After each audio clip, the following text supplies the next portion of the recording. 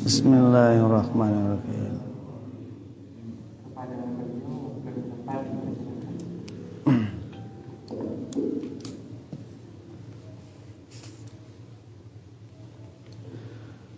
Assalamualaikum warahmatullahi wabarakatuh.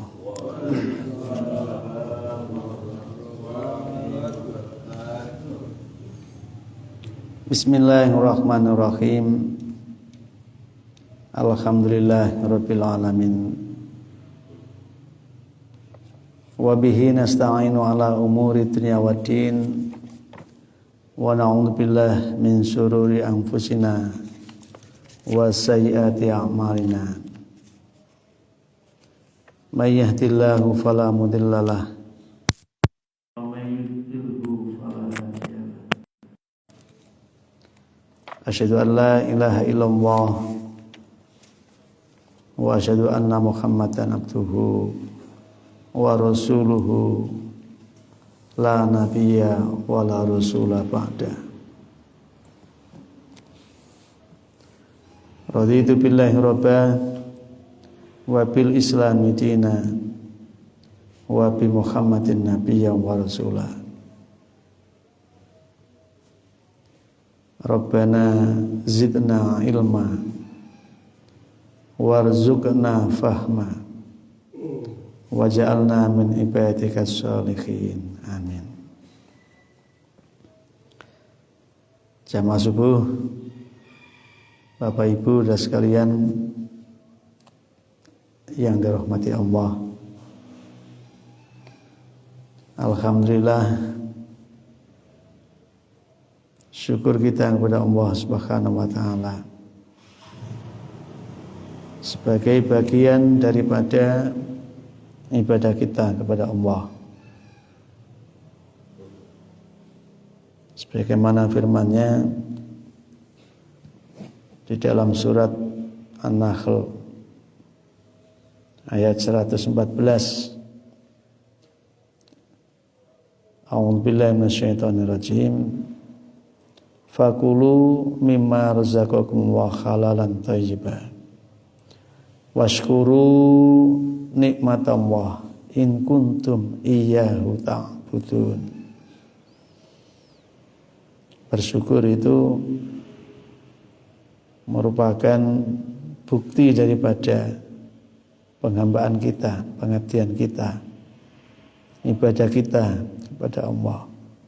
Makanlah dari apa yang Allah telah rizkikan kepada kalian, yang halal, yang thayyib. Jadi orang bisa syukur itu diantaranya karena yang dikonsumsi itu hal-hal yang halal, hal-hal yang thayyib, yang bagus, yang bermanfaat bagi organ tubuh, baik organ tubuh jasmani maupun organ tubuh rohani. Karena makanan yang dikonsumsi itu punya pengaruh dalam pembentukan perilaku. Makanya orang-orang yang sering mengkonsumsi daging dengan yang sering mengkonsumsi sayur itu juga berbeda.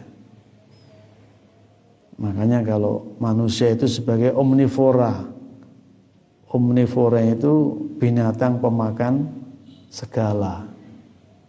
Kalau bicara binatang, ada herbivora, binatang pemakan tumbuh-tumbuhan. Ada karnivora, binatang pemakan daging. Nah, manusia itu omnivora. Ya. Manusia itu pemakan ya sayur, tumbuhan, ya daging. Ciri binatang yang makan daging itu bertaring. Kadang-kala berkuku tajam. Yang menungso itu ya duwe taring. Nah, kukunya kalau dibiarin juga ya, sakit binatang itu kan enggak iso ngetoki kukune. Ya, sehingga panjang. Ya, Karena kita itu diketoki itu makanya jadi nggak kelihatan panjangnya. Jadi ada binatang yang herbivora, ada karnivora, lah manusia kebetulan omnivora. Jadi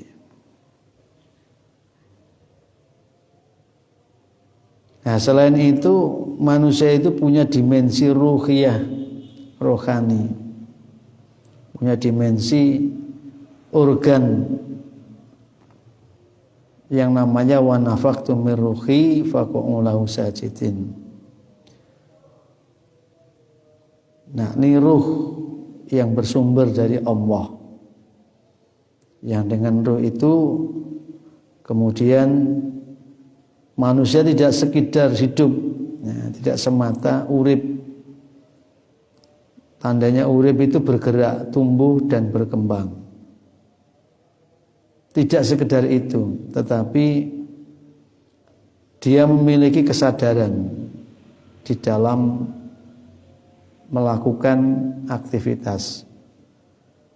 Karena ada gerak, namanya gerak tak disadari, itu sering disebut dengan gerak refleks. Tapi ada gerak yang disadari. Nah, manusia itu punya gerak yang disadari yang itu lebih kuat daripada yang tidak disadari. Maka bersyukurlah kalian atas nikmat-nikmat Allah itu, jikalau kalian betul-betul hanya kepadanya kalian mengabdi, kalian menyembah, kalian beribadah. Jadi konsep dasar orang syukur itu ya bukti sebagai dia pengabdinya Allah. Dia beribadah kepada Allah. Itu ditandai dengan kesyukuran. Maka sebelum sampai muncul jiwa-jiwa syukur itu, manusia dilatih. Manusia itu dididik, diedukasi. Ada juga yang menyebut diinisiasi. Jadi dibiasakan mulai dari dini untuk mengenal kepada Tuhan yang menciptanya. Untuk mengetahui bahwa Tuhan itu selalu memberikan kecukupan apa yang dibutuhkannya. Sehingga pengetahuan dan pengenalan yang benar itu mampu mendorong kekuatan positif yang ada pada dirinya untuk lebih dekat dengan Sang Penciptanya. Jadi orang itu bisa lebih dekat dengan yang mencipta kalau dia itu dari awal diperkenalkan. Ada orang bilang tak kenal tak sayang, gitu ya. Ya memang orang yang tidak ngerti bagaimana bisa untuk mencintai. Ya mesti geger tok aja isinya. Ya. Padahal pengetahuan itu menjadi penting karena dengan pengetahuan itu hati orang bisa semakin lapang. Ya. Wong iku nek ilmune cetek, diluk-diluk iku ya gegeran. Tapi nek ilmune jero, diluk-diluk ger-geran. Karena dia tahu dunia itu adalah panggung sandiwara. Tidak ada yang perlu diseriusi dalam hidup ini kecuali menjaga hubungan supaya dia tidak semakin jauh dari Sang Penciptanya. Nah. Relasi-relasi persahabatan insaniyah itu fokusnya ya supaya dia tidak kehilangan Tuhan yang menciptakan dia sebagai makhluk sosial. Makhluk yang tidak bisa berdiri sendiri, makhluk yang kebutuhannya saling bergantung satu dengan yang lain. Maka relasi-relasi harmoni, hubungan-hubungan yang mesra itu dibingkai dengan watak ihsani. Watak ihsani ku antak buta wa ka'annaka taro wa ilam tarohu fa innahu yaroka. Watak ihsani itu ada sebuah pengabdian yang tembus jiwa orang itu seolah melihat Tuhan di dalam beribadah. Meskipun kenyataannya dia tidak bisa, tapi dia yakin betul bahwa apapun yang ia lakukan tidak pernah terlepas dari pandangan Tuhannya. Jadi ingin menampilkan sosok makhluk yang mempesona, gerak-geriknya itu dilihat indah oleh siapa? Oleh Tuhan yang menciptakannya tadi itu. Maka pada satu saat Allah itu memberikan penggambaran pada manusia ini supaya betul-betul dia bisa untuk merasakan nikmat-nikmat yang sudah disebarkan oleh Allah kepadanya. Berupa rizki-rizki yang harusnya yang dikonsumsi dari yang halalan thayyibah. Dengan penggambaran suatu kasus. Wa darabahum wa masalan qaryatan kanat aminatan mutmainnah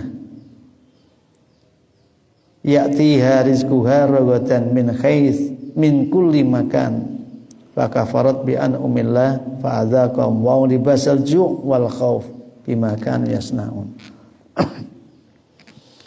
Allah telah membuat percontohan sebuah negeri, sebuah perkampungan, ya, village, desa, tidak menggunakan Madinah, tidak menggunakan kota, tapi menggunakan istilah desa.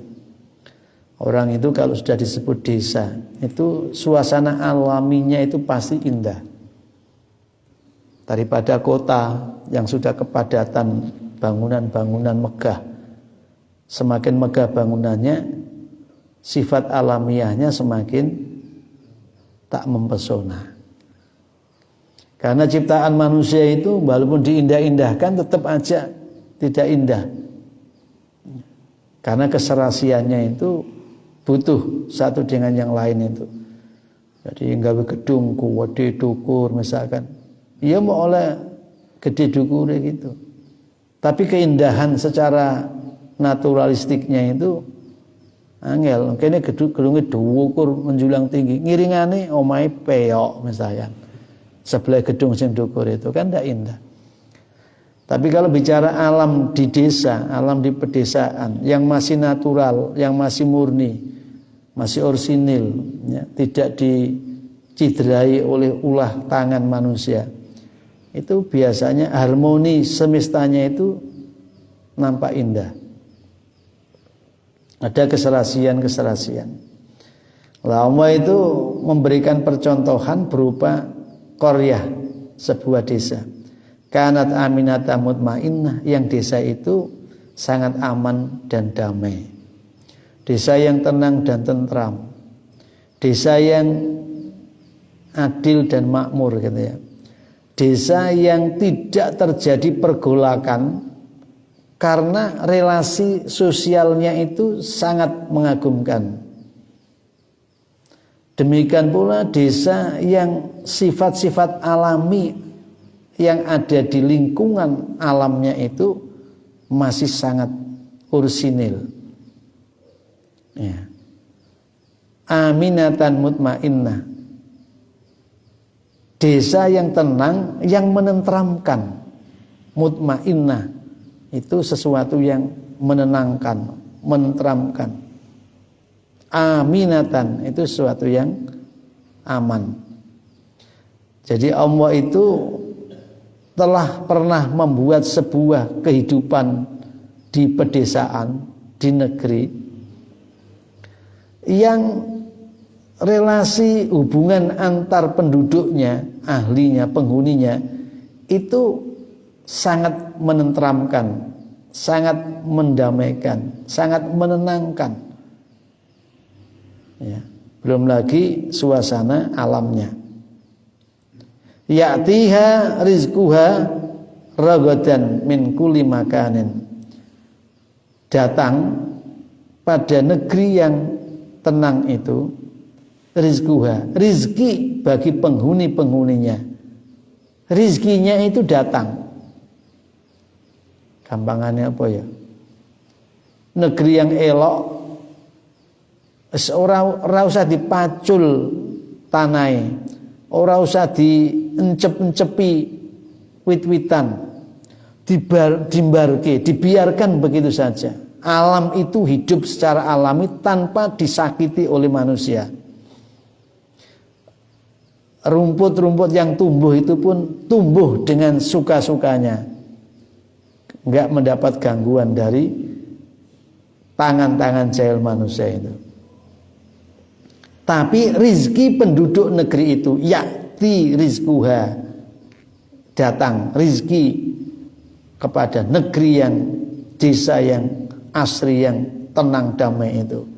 Rizkinya, rizki penduduknya itu rogodan, dengan menyenangkan, min kulli makanin, dari setiap tempat, dari penjuru tempat lain. Jadi Allah itu pernah membuat sebuah bentuk percontohan perkampungan, percontohan pedesaan yang keasrian alamnya itu tidak terganggu oleh ulah manusia yang ada di situ, tetapi sumber mata pendapatannya, bukan mata pencahariannya. Ini mata pencaharian saya golek terus saya. Jadi pendapatan rezeki yang diterima itu didatangkan oleh Allah dari penjuru belahan tempat lain. Jadi ini Jember ini ya, Jember yang asri, yang terkenal dengan Kabupaten 1000 gumuk, bukan 1000 umuk, 1000 gumuk. Ya. Gumuknya itu ada di mana-mana. Indah. Kalau orang melihat Jember itu indah. Sekeliling kota Jember itu adalah pegunungan. Makasih. Sekeliling kota Jember. Bahkan kalau kita lihat Jember itu seolah-olah berada di suatu lembah, dataran rendah, dari gunung-gunung yang mengelilinginya. Mulai dari barat, timur, selatan, utara, semua itu penuh dengan pegunungan. Jadi dengan lihat, saya itu kalau melihat ke arah mana barat ini, Argopuro deretan, terus melihat timur sana, apa itu, Raung, deretannya. Jadi betul-betul berada di sebuah tempat yang indah. Kalau pagi hari kita saksikan begitu indah Jember ini. Tapi kealamannya itu tidak diganggu, tidak dirusak. Hanya karena alasan ingin untuk mendapatkan rezeki. Ya, lalu gumuk-gumuk itu dibuldoser. Ya, dibuldoser. Sehingga keasrian alamnya berubah. Yang biasanya gak ono puting beliung, saya malah puting biung. Bukannya beliung, biuh. Ya, hampir setiap perubahan musim, ya, anginnya kencang. Padahal gumuk-gumuk itu bisa menjadi benteng daripada goncangan-goncangan alam tadi. Makanya kan dijadikan gunung-gunung itu rawasia, deretan yang mengokohkan bumi ini tidak bergoncang, karena bumi itu mengalami rotasi. Bumi itu berputar dengan kecepatan 24 jam. 24 jam jenengan kembali ke titik asal.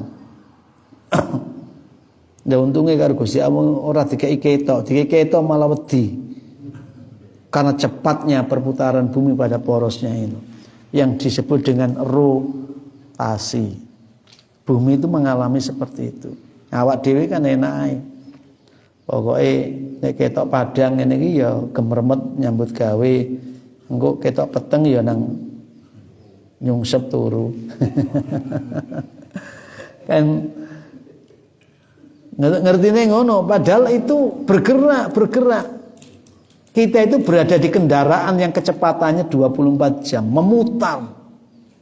Jadi kan lihat gimeran itu kalau diputar dengan kecepatan, ya, karena begitu luasnya ini 24 jam, kembali ke titik nol lagi kita. Lah, Jember yang indah seperti ini, orangnya tidak perlu kemudian maculi gunung, kemudian berujul lembah, tidak perlu. Kenapa? Karena ya'tiha rizquha ragadan min kulli makan. Sumber kehidupannya itu disuplai dari daerah lain.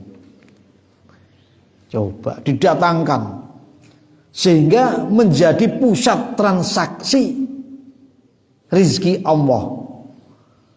Jadi bukan bertani, bercocok tanam, tetapi berniaga, berbisnis. Apa yang enggak ada, semua datang ke Jember. Ya. Bukan melihat CFC, bukan Porprov ya, bukan Porprov sekarang, bukan. Tapi memang betul-betul menjadi magnet. Jember menjadi magnet, pusat daripada keindahan karena ketenangan penghuninya. Kan dulu pernah ada pondok kasepuhan yang membuat orang yang usianya sudah mapan itu ingin berada di situ. Kenapa? Karena bayangan ketenangan, kedamaiannya. Aku nek nang Mekah iku seneng, aku gak pengen mulih. Iya gak pengen mulih mangan disediakno wisan. Jajal kon golek dhewe kon. Sedina puyeng ngono. Kan ada alasan kan gitu kan orang. Aku kerasan nang kono. Enak nang Mekah. Iya apa ya gak enak wis sampean karek mangan. Iya karek nang masjid utawa nang mall ngono tok ae penggaweane. Ya. Wis ora mikir mangan, mangan wis disiapne.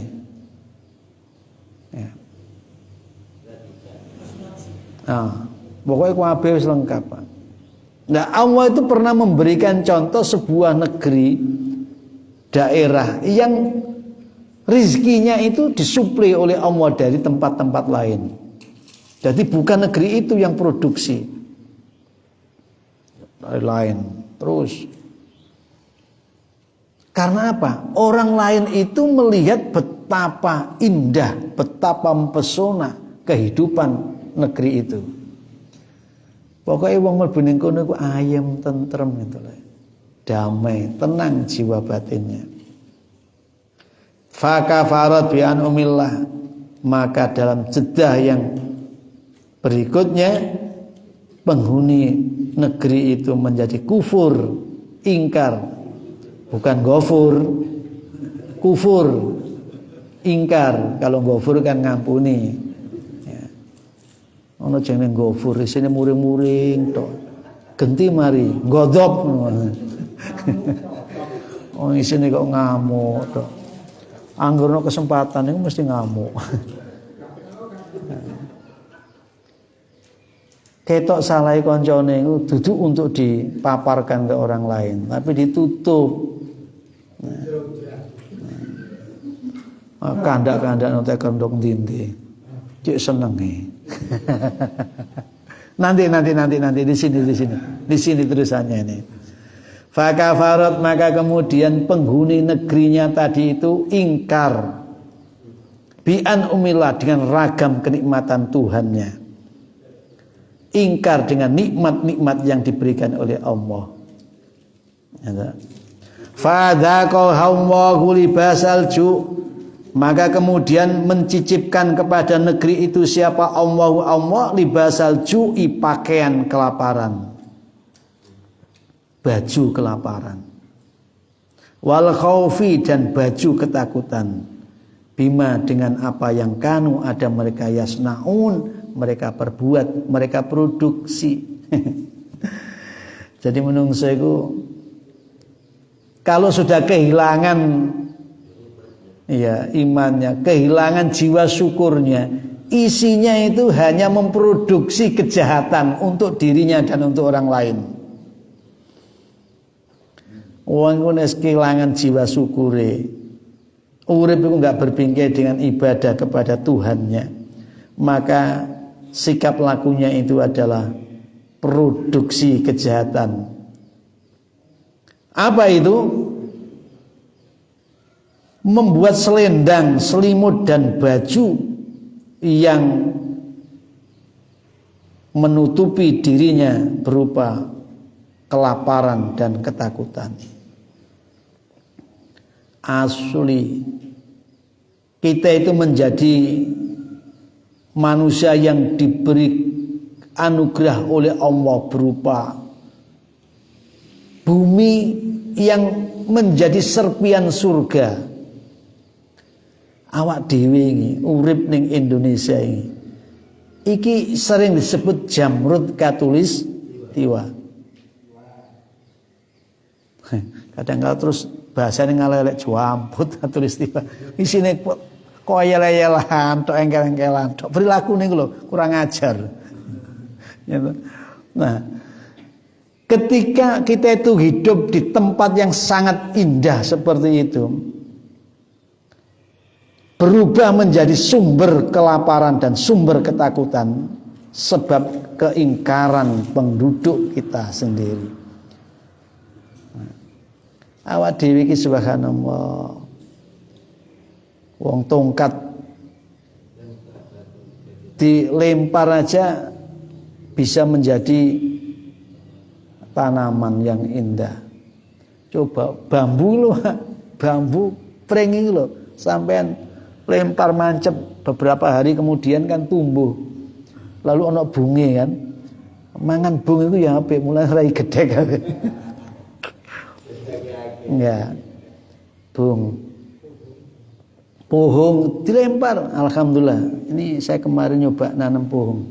Pohon ketan itu. Katanya teman-teman, ini pohon ketan Pak, kalau di nanti mempur anunya itu. Enak. Ya bismillah, tak coba tanam. Ya wis duwe tanaman-tanaman gitu punya. Ngiring-ngiringane omah, Pak. Coba tanamin. Daripada ada rumputnya dikasih apa itu gramason nama itu ya. Tak ganti tanaman aja deh yang mudah-mudahan nanti bisa ya tanggulan kemudian kita bisa mengambil manfaat. Kadang-kadang durung tanggulan dicabut karo kanca wis. Kok geletak kabeh.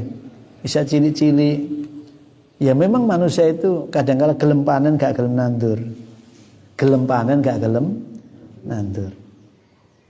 Ya, jare koncoku timbangane puhung Pak, kepalang itu gedang.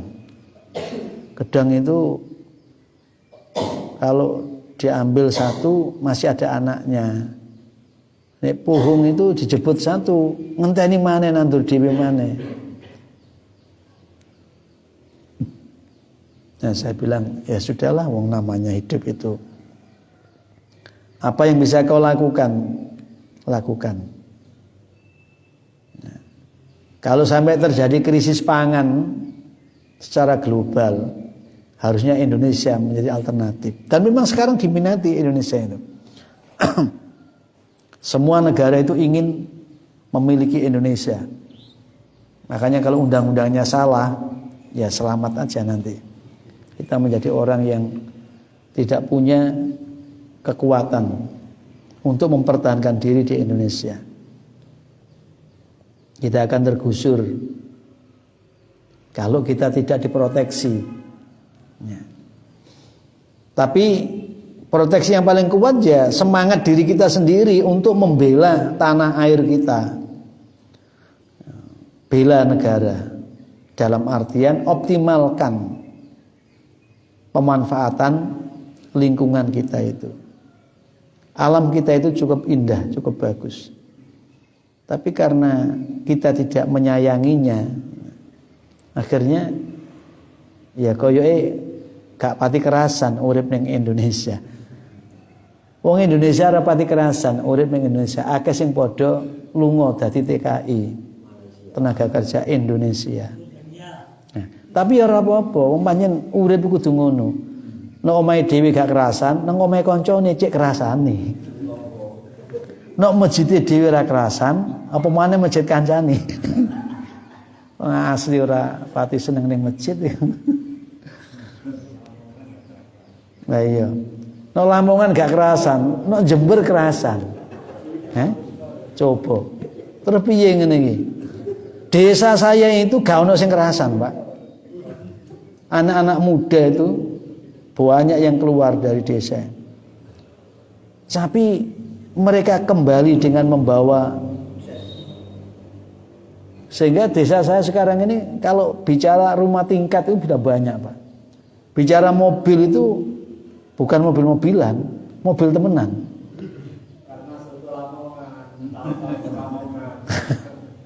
Heran saya. Desa sing biyen niku wis sapa sing gelem. Waduh terus kenteng, Pak. 10 kilo jalan kaki dari jalan gini nih. Sekarang udah dikasih jembatan. Pokoknya dikasih taman wisata Mahoni. Waduh. Destinasinya itu Bengawan Solo. Tapi nggak berani pakai perahu sih. Wedi karena arusnya terlalu dalam. Keras. Nggak berani Mas ya.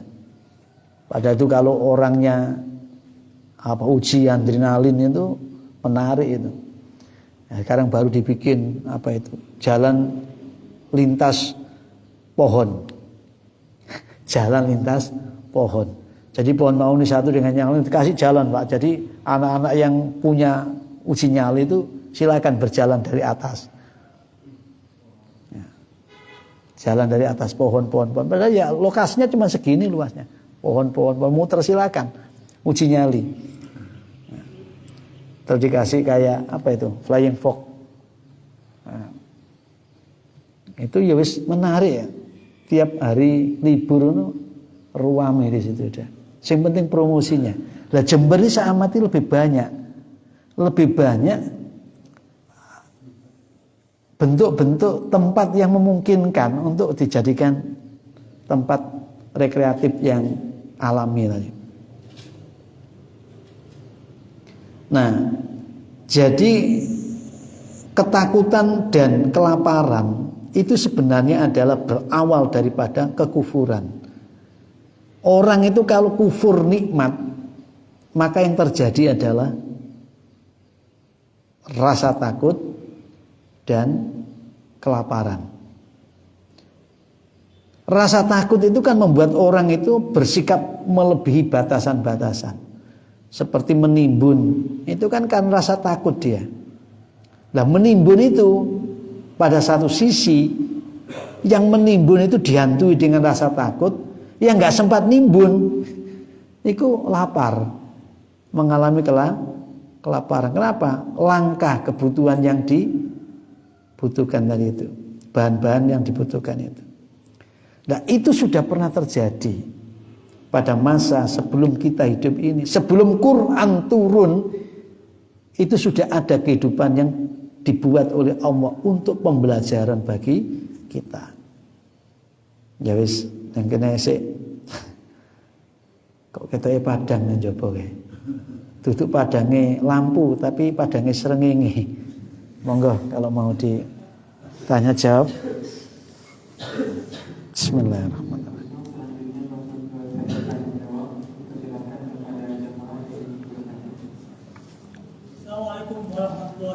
Waalaikumsalam warahmatullahi wabarakatuh. Nggih, monggo. Di perubahan zaman yang seperti ini, Indonesia mempunyai kemajuan yang sangat pesat, Ustaz. Pesat di kemajuan ini tidak lepas dari dakwanya seorang Ustaz Kusno. Ini bisa nggak bisa Pak Kusno akan mendapatkan satu penghargaan dan undangan untuk datang ke suatu negara, Ustaz. Yaitu negara Yordania yang mana mempersiapkan tamu-tamu tokoh-tokoh yang bisa untuk dijadikan satu kepercayaan dakwah di sana. Apa kira-kira Pak Ustaz Kusno siap untuk go nasional ke Yordania? Matur nuwun. Ya. Ya kalau ada yang ngajak ya berangkat saja. Ya, kita tunggu undangannya. Ya. Nah, nanti dikomunikasi dengan teman-teman yang ada di Yordania. Ya. Jadi kalau misalkan diundang ke sana, siap berangkat. Ya.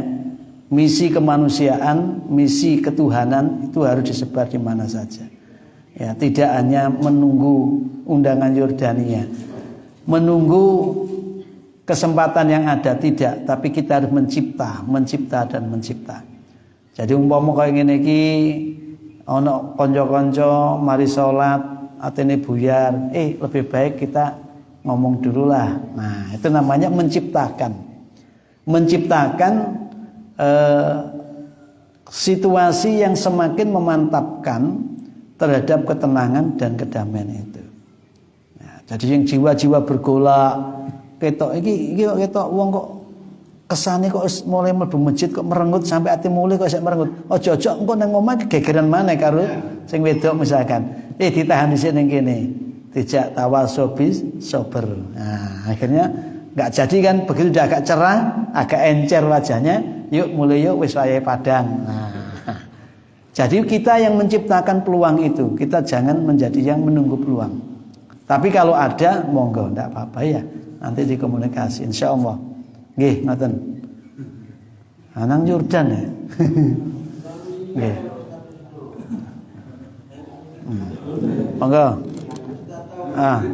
Nggih. Monggo. Ini Ustaz, saya jadi ingat kiriman dari teman. Murkanya Allah di Bukit Siguntang, Banjarnegara. Iya. Nah itu kisah itu menarik Ustaz, karena penduduk yang bahasa kampung saya Gemari, Pahlon, Jinawi, Tumpur, kemudian puncak gunung cabut oleh Allah, tumputkan di situ tahun 5 sekian gitu. Nah itu kalau memang betul itu kenapa kok tidak jadi pelajaran ya Ustaz ya? Paling tidak harus masuk kurikulum minimal SD. Karena menarik bagi saya baru kaget itu. Saya jadi penasaran. Padahal teman saya di Banjarnegara itu ada. Waktu masih hidup saya sering ke sana.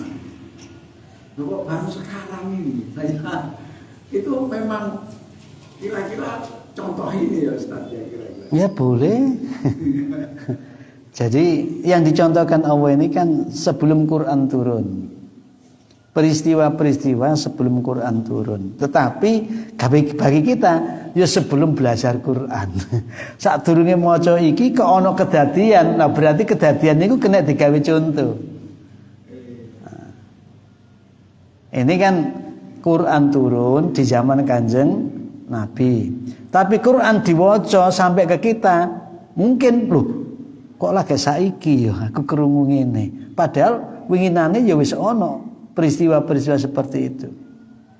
Berarti Allah tidak pernah berhenti memberikan panduan kepada hambanya agar di dalam hidup itu terus berbingkai dengan kesyukuran.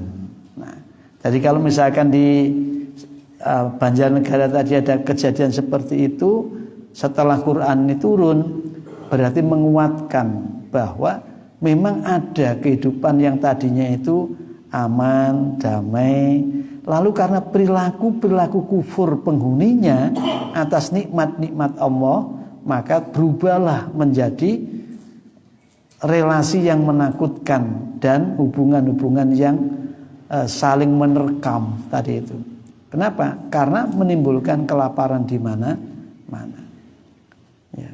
Jadi kurang itu, melarat itu sebenarnya bukan karena tidak cukupnya fasilitas Allah untuk memberikan pemenuhan kebutuhan, tapi karena perilaku manusia dalam menggunakan anugerah itu sendiri. Asli cukup, lebih, tetapi karena cara mereka menata, cara mereka menggunakan itu yang bermasalah, maka menjadi sumber konflik, dan konflik itu menyebabkan tidak tercukupinya kebutuhan. Ya contoh misalkan gini ini, Ukraina dengan Rusia misalkan ya toh. Itu kan sekarang Eropa krisis energi. Kenapa? Ya karena perilaku mereka sendiri. Ya, di mana mereka itu ingin menunjukkan aku yang lebih hebat, aku yang lebih kuat, aku yang lebih, maka ujungnya semua akan runtuh karena disitulah pusat kerapuhan itu. Kesombongan itu ada kerapuhan yang terbesar. Jadi wong mulai sombong, semakin rapuh dia. Kenapa? Rentan dengan kehancuran. Nah itu, apalagi kita katakan saja hidup di Indonesia yang oleh pendiri bangsa itu wis dikai pijakan ketuhanan yang maha esa, kemanusiaan sampai dengan kerakyatan yang dipimpin dan keadilan sosial. Sudah diberi pijakan seperti itu. Kalau kau khianat kepada pendiri bangsamu, ya siap-siap aja kehidupan negaramu tidak akan seindah seperti yang mereka idamkan. Ya.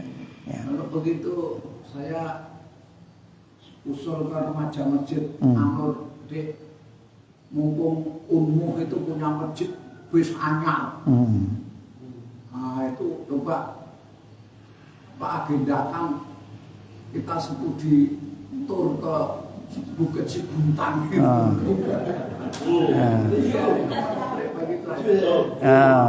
Ayo wis. Pak Gofur bungoto, ojo marmas ya Pak Gofur itu. Nanti jawabannya usulannya ditampung. Lah kok kayak tandon air bae. Usulannya ditampung. Ya, sesekali memang perlu direalisasi. Ya cuman kalau semua berangkat ke sana lalu yang jamaah di sini siapa? Itu juga problem ya. Seluruh jamaah Nur studi tur ke gunung apa tadi Bukit Sigutang. Budal kabeh lah andane gak ono, imame gak ono, terus sapa?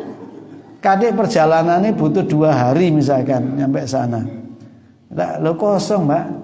Jari tombol sebelah lo mulai ngeluyur ya. Ya. Memang yang indah itu kadangkala mengalami. Yang mengalami itu indah. Jadi jenengan sekarang kan dengan teknologi itu bisa kan.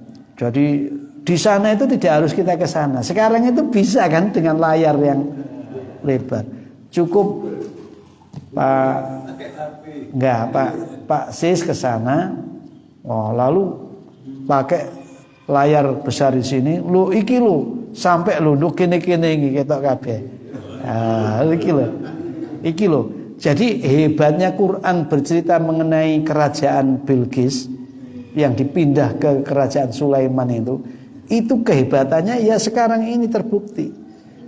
Jadi orang seperti mengalami benar, walaupun itu tidak benar.